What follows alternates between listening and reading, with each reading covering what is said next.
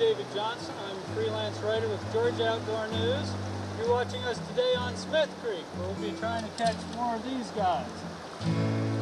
We'll be using flies and spinning gear. We'll just see what happens as we move up and down this creek. Smith Creek is in Unicoi State Park, and it's under a special management program, which is why we're here. A lot of fish in here. We'll see if we can't catch some of them.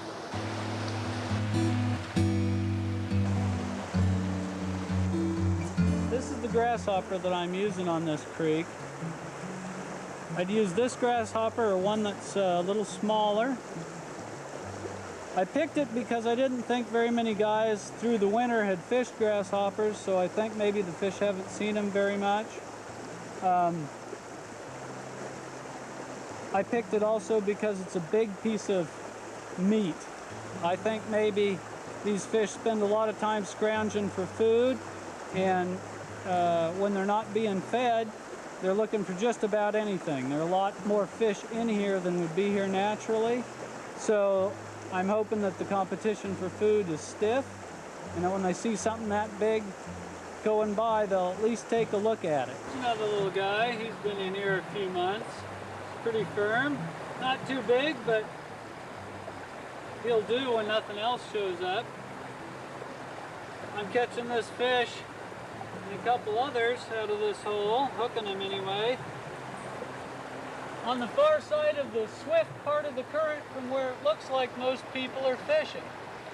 I think that's important because it's not that other people don't try to fish along that root system in there, but I think it's much more difficult for a lot of fishermen to get a drag-free drift across a fast part of current.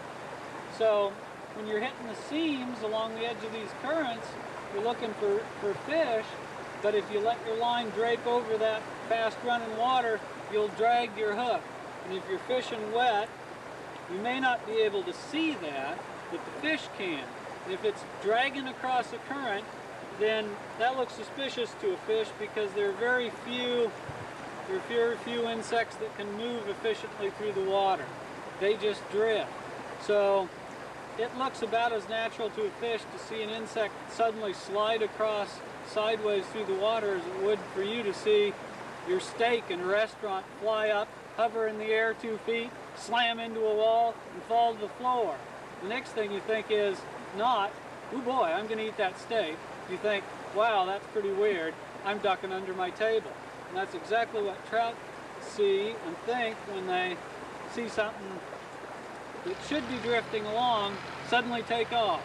So if you're fishing across a quick piece of water, try to get your line elevated and try to let that drift very slowly as possible through there. It's a better idea, I think, to be fishing just on the slow side of that water than in the quick part of the water.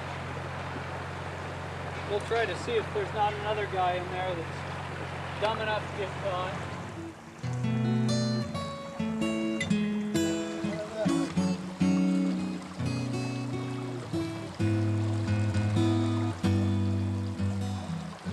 Forceps out of here and unhook this little guy. Whoa now, whoa now. Okay, I'm gonna help you loose. I'm gonna help you get loose. He's not big. He's got a little white marking on him there. But he's healthy. And he's about a 10 and a half inch rainbow.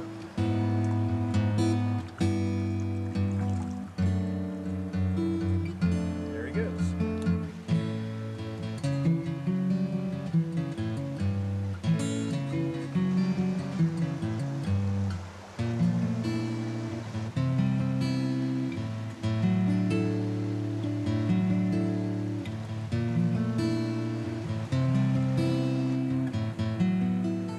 We're about halfway down Smith Creek at this point, maybe a little bit farther than that.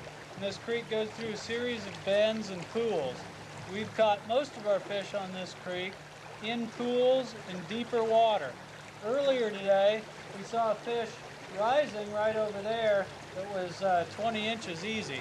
So we're going to try to drift some some different kinds of flies by him and see what he's going to take, if anything. He was coming to the top before in the middle of the day, so we think he might still be feeding.